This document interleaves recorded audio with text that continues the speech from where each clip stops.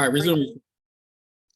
Are you guys just seeing the orange screen with the review of apocalyptic literature or something else on there? What you're seeing? Yes. All right, full screen, no black showing. All right. All right, so we actually have chapter 12. We actually started chapter 12 the last time we met a couple weeks ago. And we kind of did this intro for it where we were thinking about just in general, this theme of, what, as we attempted to discuss the matter of just simply what is good versus evil in a general sense. We even looked at how we modernly have through books and movies and TV series have tried to explain this phenomenon, and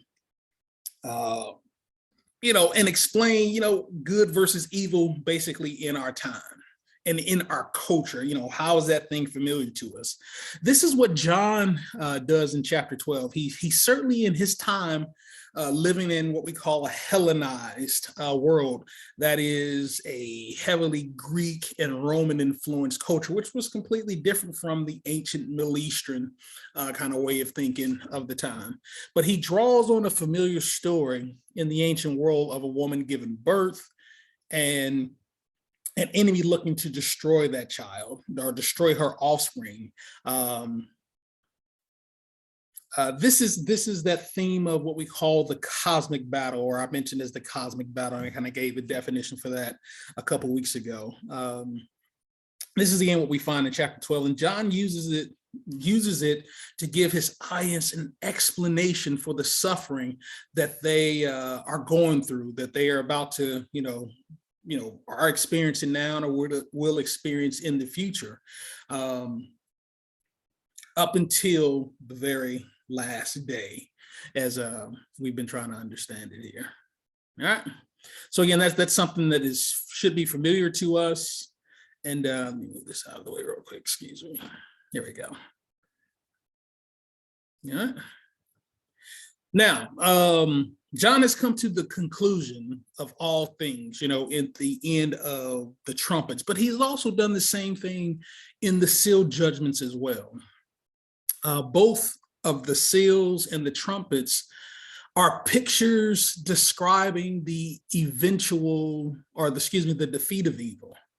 There is silence in heaven at the end of the seals, or the opening or the revealing of that particular victory. The Bible uses silence in several ways in scripture. Certainly the way that I believe John is using it here in the seven seals, at the end of the seven seals, is that it is a reverence for God. We can see this in the book of Habakkuk, that the Lord is in his holy temple. Let all the earth be silent before him.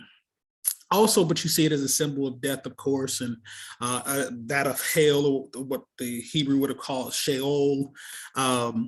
We also see it as a way to express kind of a lament or, sadness of some kind as well.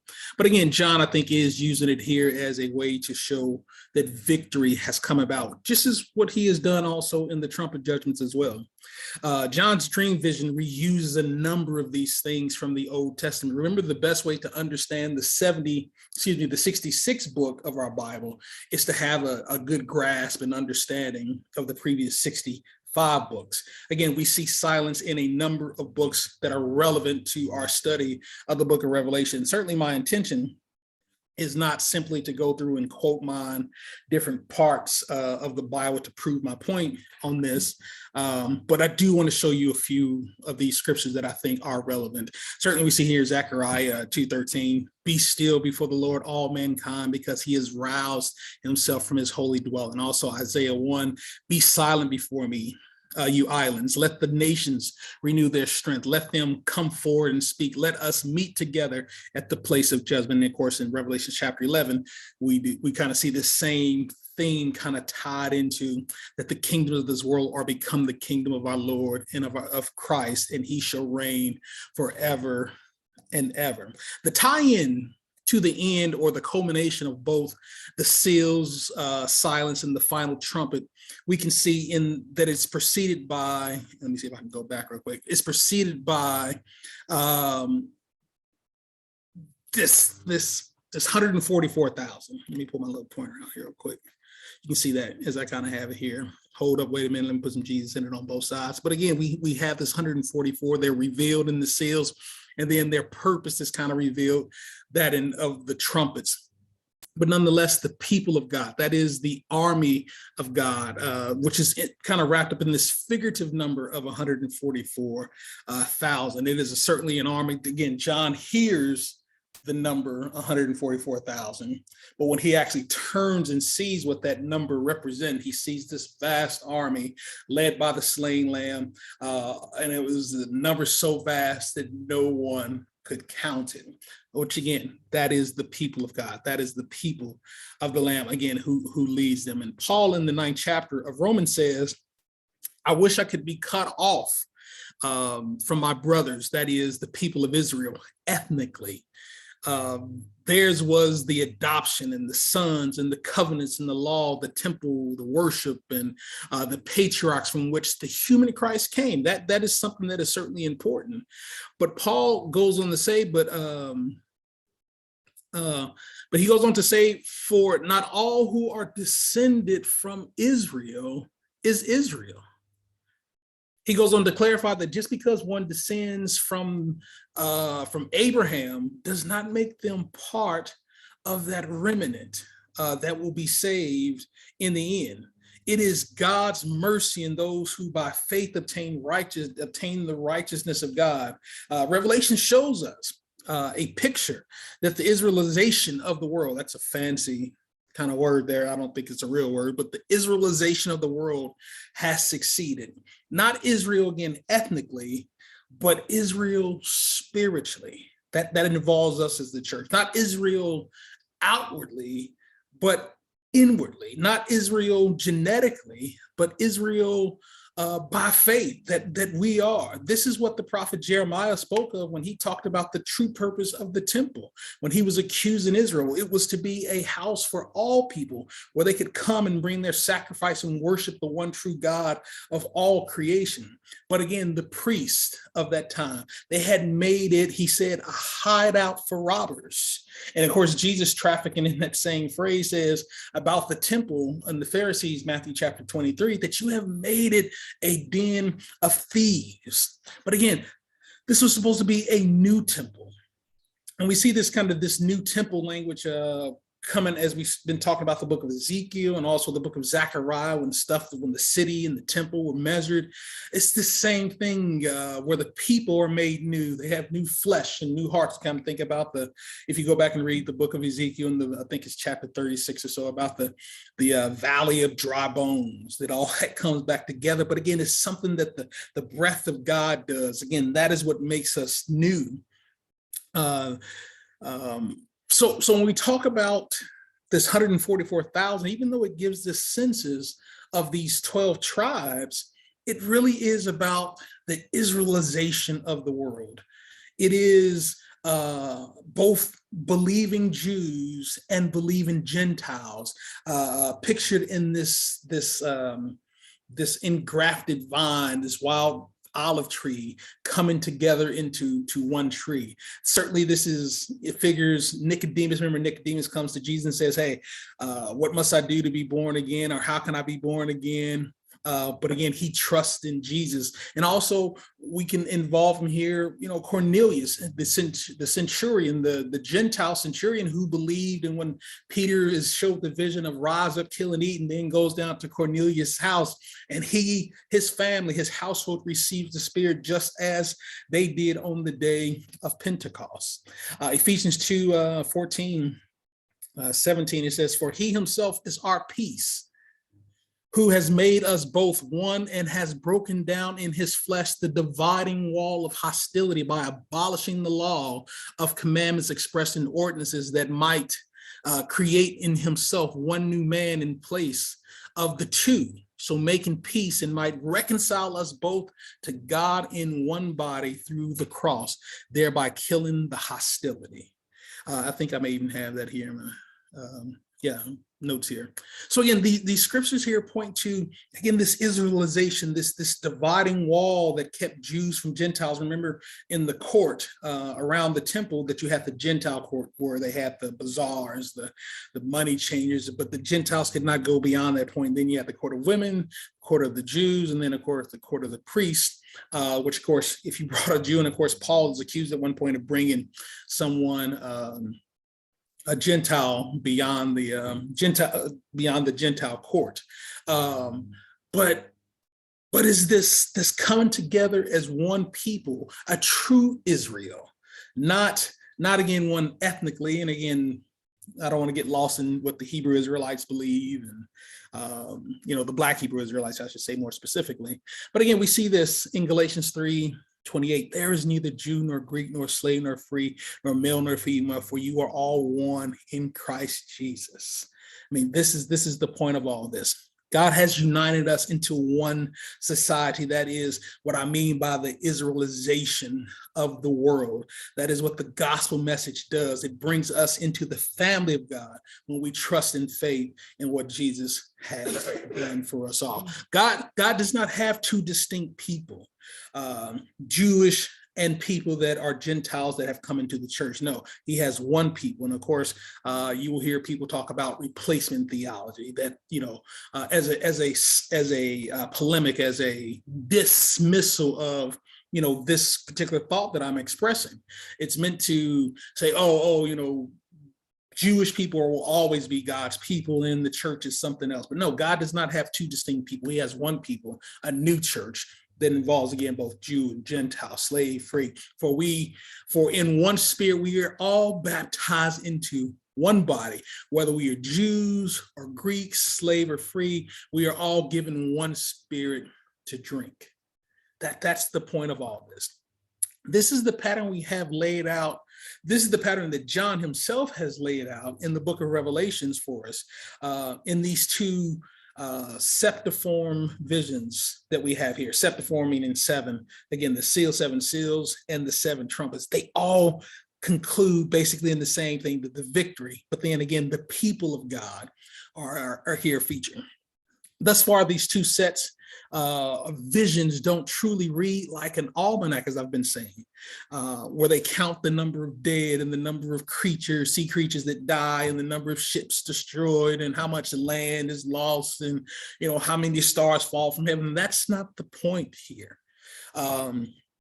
Now, when I took a class on the book of Revelation in the seminary that I attended, this is largely how they see it. They kind of use it more as an almanac. It's the way just the curriculum teaches it. And of course, there's room for teachers to kind of add other stuff in there, but that's generally how it's read. And I just don't think, based upon all that I've been laying out, that that's what John is trying to do here. He's not trying to make us take this almanacish approach. Because again, how many trees are destroyed and how many fish are destroyed and how many ships are destroyed is not important.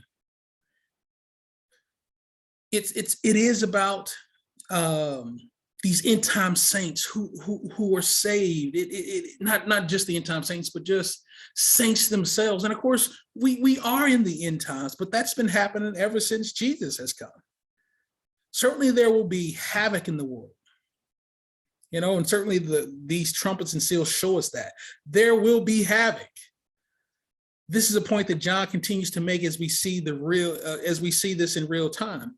And at one time, man had to use his bare hands to kill, and so that's harder to kill that many people all at once just with your bare hands. And then, of course, maybe they start using rocks and stone and slings. And of course, again, we get more sophisticated in the way we kill and destroy things. And there's nuclear bombs now. And then we see these weapon systems that are going back and forth in Ukraine. It's like, man, a lot of people, a lot of decimation.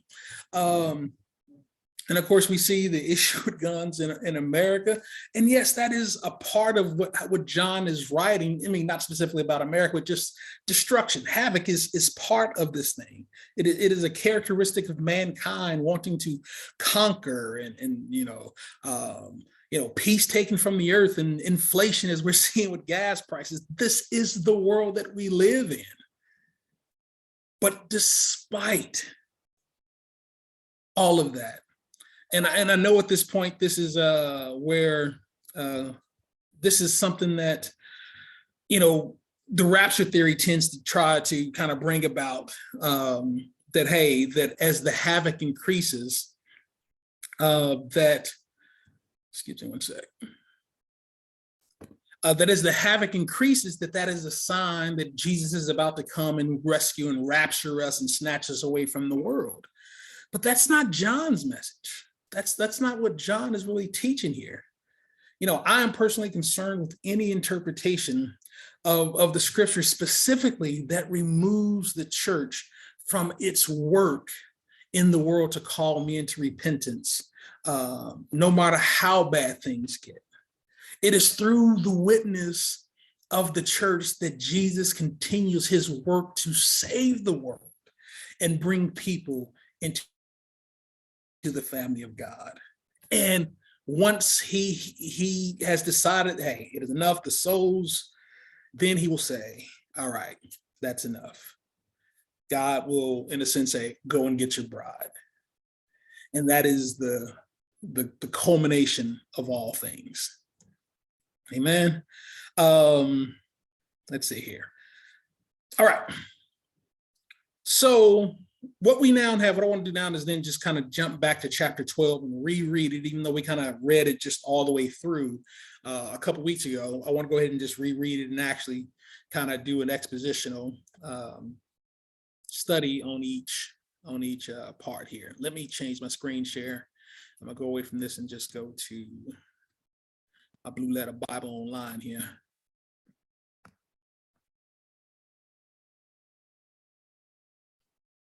Let's see here. Let's move this. All right, there we go. Hopefully you're seeing the Revelation chapter 12, the Blue Letter Bible version here. Let me pull up my notes here and move this over here. Yeah, I don't need to see that. All right. Any questions before I push forward here? All right. Are y'all seeing Revelations 12, 1 through 4 at least? Can somebody let me know if you're seeing that? Yeah. All right, good. All right, thank you. All right. So there is a reason John is telling this story to his readers, to the saints of his day. There is purpose in why he frames the challenges to face the church, and which is going to be ultimately the death of many of the saints that we are going to call martyr.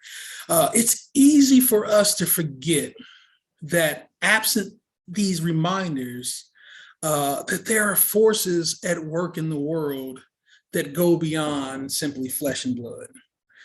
For instance, Ephesians chapter 6, Paul says there to the church of Ephesus, he says, for we wrestle not against, or literally we struggle not against flesh and blood, but against principalities and powers and against rulers of the darkness of this world, against this spiritual wickedness in high places.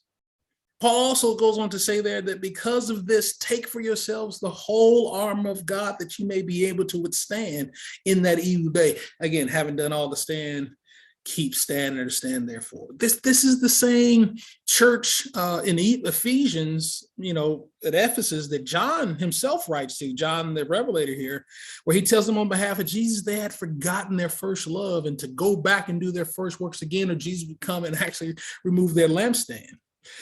Even when we think of Judas, that disciple that betrayed Jesus, knowing that Jesus saying, knowing that his time of passion, his time of suffering was to come, he says, the rulers or the princes of this world come. And he has nothing on me. Literally, that there is nothing in Jesus over which Satan has control, even though it appears that Satan is victorious in that he has put to death through, the Sanhedrin, the courts, the Roman government, Jesus himself. But he goes on to say, let no one think that my yielding basically to this attack implies that Satan has power over me. And so John is really kind of framing this up so that the church sees it themselves this way, that even though the Roman government in his day may be persecuted, maybe it's through Nero, maybe it's through Hadrian, maybe it's through, domination, whatever this persecution that is coming on the church, just because They are able to burn your body as lamps in a garden and throw you to the lions in the arena, or even cut your head off because you won't swear allegiance to the Roman Empire. Again, this declaration, in me he has nothing, could only be true. Again, it is true of us only because it is true of Jesus. And because it is true of Jesus, it is true of us as the body. Because it, even with Dylan Ruth, when he goes in and he slaughters those saints in that church in South Carolina as a white supremacist. Even the saints, that were just simply grocery shopping in Buffalo, New York, just a few weeks ago, that were in that store, who are also killed by a man of great evil, again, who was caught up in this replacement, narrative of white supremacists. That even though they are killed just simply shopping for Legos or fruit or whatever, that even though they lost their lives in that moment, evil might say, hey, we have won a victory. But you've won nothing. You have no power simply because you can take the life of a person. That is not the sign of victory. And again, we see that with Jesus, where he says, hey, oh grave, where is your victory? And oh death, where is your sting? This is why we have this picture in chapter 12 of this cosmic war. John frames the issue of the church of his day, facing, again, in the same terms of good versus evil. This is, again, it's not unfamiliar. The same evil that once worked in us, Paul says, I think that's Ephesians chapter 2, in which you were walked according to the course of this world, according to the prince of the power of the air. For the spirit that is now working in the sons of disobedience is the same evil that has always attempted to destroy good, but failed. You remember, we all have walked in darkness at some point in time. I remember a preacher saying at one point that, man, he was so lost in sin and darkness, they had to pump in daylight. He said that, man, he'd be in the back, in the booth, in the corner of the dark of the club. That's how far lost he felt he was in sin. This is the lens that the church needs to see through. Evil is, that's why I asked my wife before service, can I say the word pissed? Evil is ticked off. She said she would say it, but I ain't gonna say it. I think I already said. Anyway, evil is ticked off. It's angry. It knows that its time is short. And when that day comes, God will sanitize the world of all evil.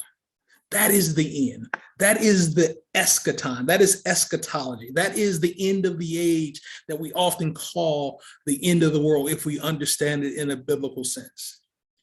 This is the story of chapter 12. It, again, traffics in this theme of good versus evil to remind and to tell others, to remind us and to tell others what's really at work behind the curtain of the world, what's really at work behind this fascination with guns and gun culture in America. I'm not one that generally expresses, my behavior in the sense that, especially if it's bad behavior, that the devil made me do it, like Flip Wilson on SNL. But scripture at times does express that which motivates people is that evil is real. Evil can motivate people to do horrible things to one another. What Judas does, again, is motivated by evil, by the enemy. Again, so John the Revelator is trafficking in this same thing that we're going to, as we read through chapter 12, not evil in a general sense that the devil maybe do it, but he certainly is looking more nationally, more broadly, more globally and cosmically of evil. John has seen in the book of Daniel, when Daniel prayed to God, if you remember this, he talks about that an answer was sent immediately. But it was delayed for 21 days by the prince of the kingdom of Persia, who was said to have withstood the archangel Michael. Those 21 days is Daniel chapter 10, if you want to go look at it. In one of the Elcott commentaries that I, kind of read through as I'm studying and stuff like that, on Daniel chapter 10, verse 13, it says, perhaps no single verse in the whole of the scripture speaks more clearly than this upon the invisible powers which rule and influence his nations. John is going to make a deeply concerted effort to show us the same thing as it relates to his day and the Roman Empire. Right? The demonic influence of a nation and its governments is a direction that John is going to uncover in the preceding chapters for us as a picture, as pictured in the various beasts that he's going to talk about. And that's going to actually see that next week in chapter 13. But just as Daniel did and spoke of the beast in Daniel chapter 7, John is going to do that in chapter 13. He's actually going to do it here in chapter 12 as well. Now, there's more to be said of this from the book of Daniel, especially Daniel chapter 12. If you get a second, go back and read Daniel 12:1. Now, just as Daniel has incorporated Michael, the angel, that archangel as we call him, into his dream vision, we see mention of that same heavenly, patron, the archangel Michael, in chapter 12 later on. I think it's let me see here. I'll scroll down just a little bit real quick. Move. There we go. In verse 7. So we'll come back to that here in a second, though. And now I have discussed this ideal of the true Israel, or the Israelization of the world. That is the very people of God, and from every tribe, nation, and tongue coming to the saving knowledge of Jesus Christ. So when I say Israel in that New Testament context, that's what I mean. I don't mean Israel ethnically whatsoever. And John is really doing that very same thing in chapter 11 when we talk about the temple being measured and the altar and the worshipers inside. Now, let's go ahead and read chapter 12. We'll start here at verse 1, and we'll just kind of amplify this as we go. And if you have questions, kind of let me know, and we'll go there, or we can just save them for the end. And it says here, and there appeared a great wonder in heaven, a woman clothed with the sun and the moon under her feet, and upon her head a crown of 12 stars. Now, this sign is of this woman with the moon under her feet and the stars, the 12 stars in her crown. This is historically a picture of Israel and the 12 tribes who are called to be the people of God through the faith of Abraham. It is through Israel. It is though Israel is wrapped in the words of Isaiah chapter 9, verse 6. For unto us, a child is born, a son is given, and he will be called Wonderful, Counselor, the Mighty God, the Everlasting Father, Prince of Peace. We know this woman is with child, as it says here in verse 2. Again, the child being depicted is a reference to Jesus and how the nation of Israel itself struggled until the word of God became flesh. John chapter 14, 1:14, the word became flesh and dwelt among them. John, in a sense, is retelling this historical story of Israel en route to a much more significant point. And then we have the second portent, or the second sign, in verse 3, where it talks about this red dragon. As a matter of fact, it has 7 heads. It's a hydra, certainly if you're in the Marvel, hell, hydra kind of thing. But it also has 10 horns. And we've seen these 10 horns also from the book of Daniel. And he has 7 diadems or jewels on his back, which may be a veiled reference to the 7 hills of Rome. Rome was built, historically, they say on 7 hills. It can be as many as 10, but historically, if you look it up or Google the 7 hills of Rome, so many things will come up. And so, but it's certainly related to any evil government who persecutes the people of God. And this is what the enemy is. This is what he does. We have seen in Daniel chapter 10, this horned beast that was more fiercer, more fierce, I should say, than the other beast described in Daniel. There's 3 other beasts, and then this 4th beast comes along. He literally stamps the residue of the earth, or literally that he wars against the remnant of the people of God. This residue is representative of the remnant. I remember when we did our study of the book of Daniel, I didn't know what that word remnant, that word residue was really pointing at, but you can kind of see, and I'm kind of, posturing, in the dirt, and dirt is flying, maybe like an elephant or something like that. But literally this word residue I was just studying through the book of Jeremiah for a keynote address for our graduation, my school's graduation. And I came across this concept of residue, meaning literally the remnant, those people of God. So I won't belabor that point much. But again, this dragon, this Hydra, it says that his tail sweeps 1/3 of the stars of heaven, which is also referenced in the book of Daniel, chapter 8, verse 10 specifically, which was a reference to King Antiochus Epiphanes. He was a Greek Syrian king whose empire was strong and personified, his power was able to reach into the very heavens and pull down stars. But again, this is a very apocalyptic way of saying the boy had a lot of power. The boy was bad. And how he decimated Israel, the residue, that remnant, and attempted to wipe out the worship of Yahweh and the desolation of the temple, and the offering of a pig and putting up a statue of Zeus in the temple. And this was the abomination of desolation that Daniel talked about. And of course, Jesus kind of re-echoes that same abomination in Matthew chapter 24. But our minds may want to see this reference in verse 3 here, or verse 4 here, that his tail drew 1/3 parts of the stars of heaven.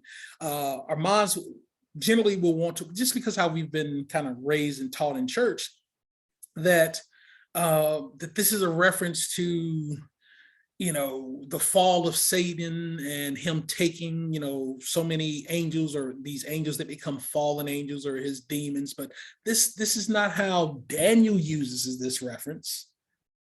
This is not how John, I don't believe John is using this reference that way. And so I'm going to follow John, who I believe is following Daniel. And I think we all should kind of see it in that same way, that this is a picture of an evil government of John's day, just it was a reference to an evil empire in Daniel, the prophet's day, of Syria, that is, again, demonically propped up, who targets the people of God. It says here again, the dragon, verse 4, stood before the woman. Literally, he stands before the woman, hoping to devour her child. It kind of seems as if it's this ongoing thing. A child in danger, again, is a familiar, kind of theme, as we've discussed in our last talk about chapter 12 a couple weeks ago. This is a thing we see repeated throughout the Bible. Not only that of Jesus when Herod, tries to wipe out all the boys, but also remember in the book of Exodus that we're studying on Wednesdays, where Pharaoh tells the midwives, the Hebrew midwives, to cull or to euthanize the male children, in the Nile, throw them to the Nile that is infested with alligators.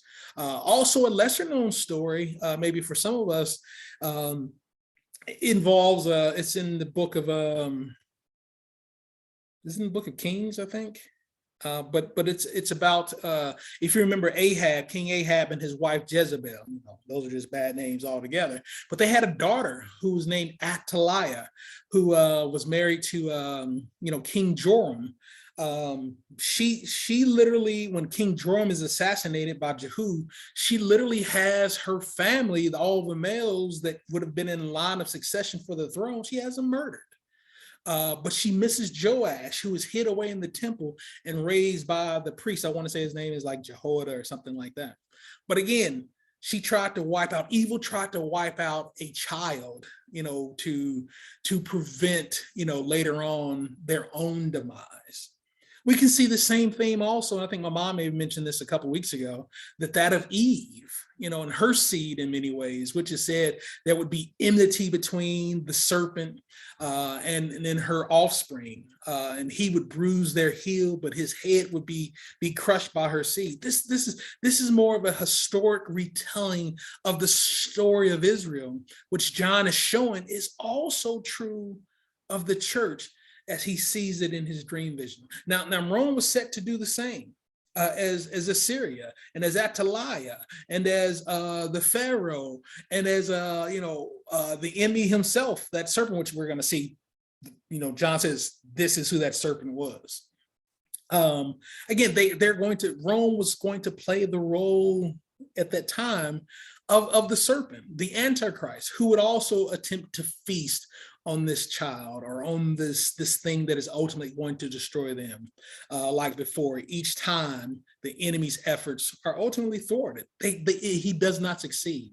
Now, while the enemy may have successes against individual saints and individual, martyred, individuals or churches, and figured in that they have devoured or destroyed, but as a whole, the church is safe and protected, just like God did of Israel with his remnant at every single time. We should take comfort in the fact that not even the gates of hell will ever prevail against the church. We should remember the conversation that Jesus had with the saints when he said, who do men, he had come into the coast of Caesarea Philippi.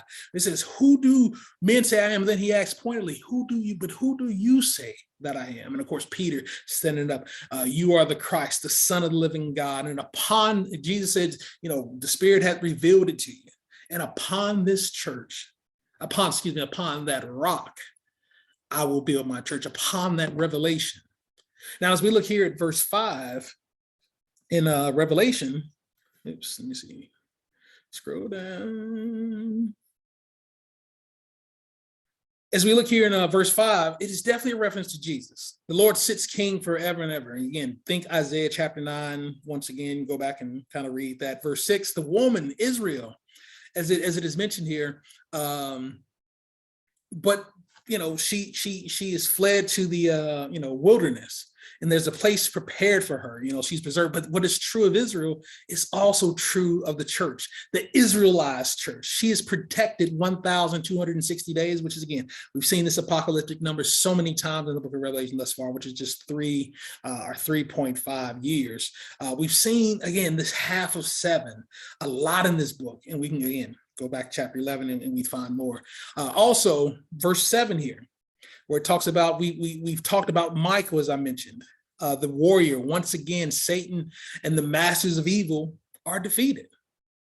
Verse 8, remember Jesus said in Colossians chapter 2, 15-ish or so, that he has disarmed the powers and authorities. He made a public spectacle of them, triumphing over them in his cross. Literally verse 9, Jesus' coming, his death, his burial, and his resurrection has changed the course of the world for all times. The enemy has been cast out. He has been thrown down in defeat. Let me roll that up just a little bit more here. He has been thrown down in defeat. Now, when it talks about him being thrown down, and again, we've talked about this on Wednesdays when we talked about, the 10 words or the 10 commandments, as they're most often called. When God says, you shall have no other gods before me, it literally more means that you shall not have any gods in my presence, literally before my face. Because to have place is to have presence, and to have any type of presence is to say something that you have some type of power. And so to have presence, if to have presence is to have power, then Revelation chapter 12, verse 9, 10, 11 or so are really showing of the enemy that he has no place. He has no presence.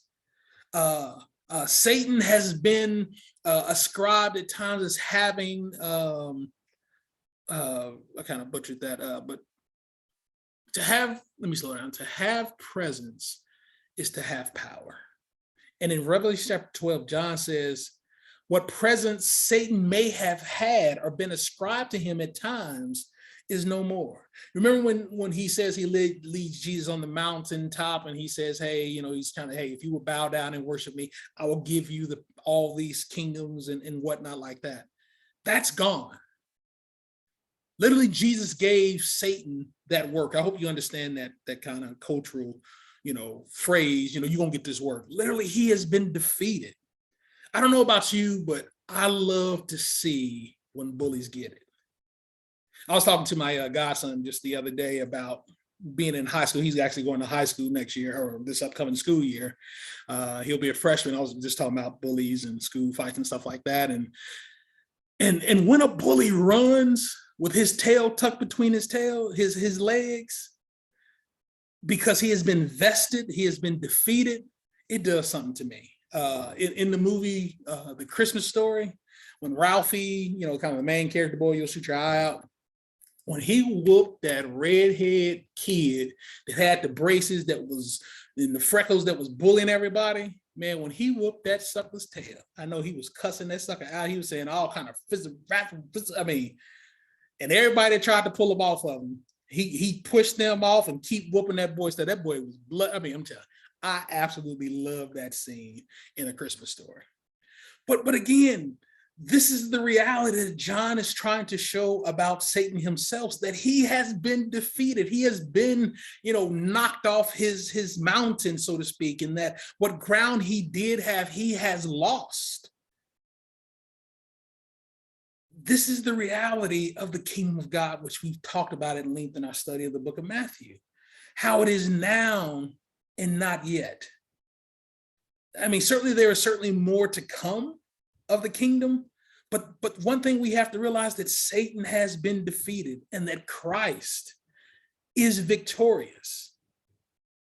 He goes on to say here in verse 10, and this is kind of a declaration of this, that and I heard a loud voice saying, now has come salvation and strength in the kingdom of our God and the power of Christ, for the accuser of our brethren again is cast down. He is that redhead kid that got his tail whooped, nose bloodied, and he better not mess with anybody else. Again, he's the one that accused us before God day and night. He is the adversary. Absolutely love that. Now, there's two statements in chapter 10 we haven't done. One is kind of a doublet, that now has come salvation in the kingdom of our God. And again, the accuser of our brethren has been cast down. And I like that in verse 11, it actually shows us about this defeat, the defeat of the enemy and the victory of the church over the enemy. Who did by the, who they have overcome. Verse. This is a very famous verse that people quote a lot. Verse 11, and they overcame him by the blood of the Lamb and the word of their testimony, and they loved not their own lives unto death. This testimony that we're talking about here is not necessarily, first of all, giving honor to God, who is the head of my life, who woke me up this morning, clothed me in my right mind, and to the pastor, and to the first lady, and all the ministers on the roster. Not testimony in that sense necessarily, but it is when our testimony is that of Jesus. It is Jesus's testimony. That our testimony of Christ, it may cost us our lives, and we say so if it does. Because again, they love not their lives they didn't love their lives so much that they were willing to deny him and forsake him because a knife was put to their throat, or that a wild beast was set upon them of some kind. No, they will not deny their faith in Christ, and in so doing, Jesus's victory is their victory as well. Victory does not mean you cannot be killed or injured. It does not mean that trouble will never knock at our doors. It does not mean that everyone will like us and want to hear what we have to say.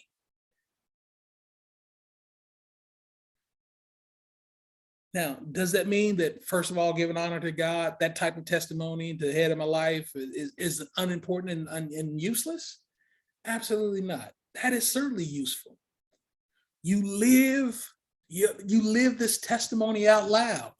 You live the word out loud, and you tell of God's goodness. It is good to give thanks to the Lord, to praise our God Most High, the song says, to tell about his love in the morning and his faithfulness. Like, tell people how God has healed your broken heart and how your tears have turned to praise. That's all part of being salt and light. We talk so much about this witness of the church. Verse 12 tells us to rejoice, ye heavens. Rejoice, ye heavens, and they that dwell in them. Woe unto the inhabitants of the earth and the sea, for the devil has come down unto you having great wrath, because he knoweth that his time is short. Again, rejoice. I say rejoice. Rejoice in the Lord. Who's that? Israel Houghton? How you say the boy's last name? But again, heaven and earth are to bear witness of all of this. A common theme that we find in the Old Testament, perhaps you recall Moses saying, that I call heaven and earth to bear record, to bear witness often, against you. This is in the book of Deuteronomy, in a figurative way of speaking. But it is often said when the law is given, or when something extremely important is being said. We can say it when things are certainly apocalyptically important, as John is doing here. When he's talking about the victory of the church, we have a time of rejoicing for one set of folk, and yet we also have a time of mourning for another set of folk. In John's letter here, again, woe unto the inhabitants of the earth, verse 12. For this and of the sea, for the devil's come down. He's angry, he's upset. But we've seen this kind of contrast before when we looked at the trumpet and the seven seals. And I need to wrap up here because it's almost it's a minute till or so. But we see this kind of contrast where you see this 144,000, which are the people of God who are sealed, and they're working and ministering, even though some of them are being martyred and whatnot. And then we see this picture of prideful men who refuse to repent, who are hateful, who are rather say the mountains fall on us and hide us from the one, from the Lamb and whatnot. John says the enemy knows his time is short. And while he is yet able, he's not done, the enemy himself is not done evil. I know that's not a word, but you know what I mean. The enemy is not done eviling or being evil. Verse 13, you can read it. But historically, he has long tried to defeat Israel. The story that we find in scripture are numerous. We can pick a book and we can find in the pages where the enemy wanted to destroy it. Maybe not the Song of Solomon so much, but all the other books for sure. 64 to the 65 to 66 is pretty good. But verse 14 talks about here, and the woman is given these wings. She again is protected. And again, we have this apocalyptic number resident in the book of Daniel, times and a half time. That's that 3.5 way again, which is again half of 7. While this is true of Israel nationally and historically, it is true of the church as well. And we will be, be that true church at Jesus' second coming. Now, if you've ever heard the phrase, a wounded animal is most dangerous, that's when an animal is most dangerous, when he is wounded. Again, he's going to lash out all the more, especially when that animal is a predatory animal themselves. It knows its fate when it shows weakness and is unable to fight. And that's what the enemy is, how John depicts the enemy here, so to speak, that he is angry. He knows he's been thrown down, and he is going to lash out all the more. Least he be completely eaten and destroyed. And again, God is going to sanitize the world of all evil himself. But just as God historically said of Israel in his protection of her, God lovingly and poetically of Israel, when he delivered her from the bond of evil, when Moses was on Mount Sinai, he says to Moses that, hey, that I have carried you on eagle's wings and brought you to myself. The same imagery is found in the book of Deuteronomy, chapter 32, and also the book of Isaiah. I won't read it there. But again, it's true of Israel, but it's also true of the church. Verse 15 is yet another vivid picture that we can find resident in the Old Testament. In the Psalms, especially when the writer talks about this expression of flood waters as a form of overwhelming calamity. And he pleads with God to save him. He expresses that he knows how much of the reproach and the hate that he's experiencing is because they truly hate God. And we know Jesus says that same thing, that the world will hate you because they hated me first. But the psalmist's heart is determined to trust God. It is a picture of a wounded enemy who is still attempting to extinguish the light, the fire, better yet, of the church. Again, you can look in Jeremiah chapter 47 and 46 and find this everything thing. But in Psalm 69 especially, it starts off with says, "Save me, O God, for the waters are coming to my soul. I sink into the deep mire where there is no standing. I am come into deep waters where the floods overflow me." He talks about how the zeal of his house has eaten him up. And we know Jesus, I believe, says that as well. "But as for me, my prayers unto you, O Lord, in an acceptable time, O Lord, in thy multitude of thy mercy, hear me in the truth of thy salvation." That's verse 13. I want to read another verse of that real quick, and then we can wrap up here. Verse 14, "Deliver me out of the mire and let me not sink. Let me be delivered from them that hate me and out of the deep waters." Verse 15, "Let not the waters overflow me, neither let the deep swallow me up, and let no pit shut her mouth upon me." Verse 16, "The earth opens up and swallows up the calamity that comes forth in this flood," as it talks about here, that the serpent kind of lets this flood waters out. But again, the earth comes to its defense. But we've seen the earth open up in the Old Testament. Certainly, if you are part of our Wednesday study of the book of Numbers, it is in the book of Numbers that in the rebellion of Korah and Datan, and there was another guy, I forget his name, but these princes of Egypt who wanted to usurp the authority given Moses and Aaron.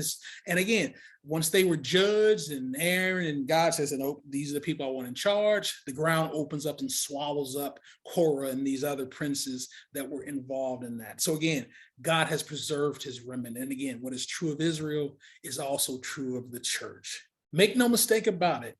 The church's destruction is still on the agenda of the enemy. It is his only agenda item, and it's by any means necessary. But those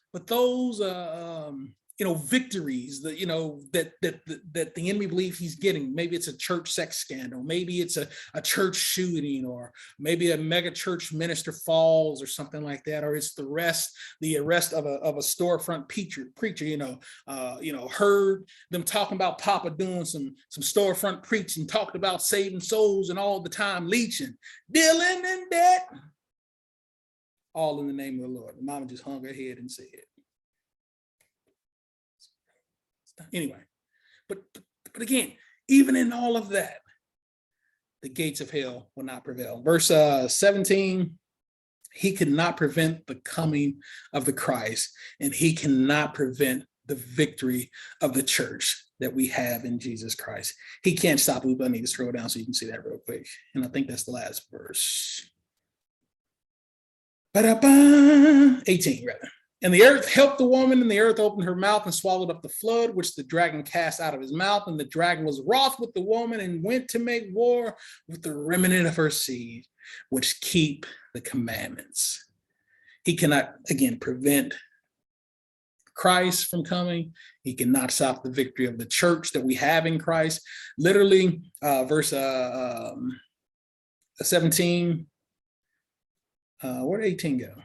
Anyway, "And the dragon was wroth with the woman. He went to make war with the remnant of her seed, which keep the commandments," which literally tareo, translated to keep most often. Keep my commandments for the love. Keep yourselves in the love of God. Keep yourselves.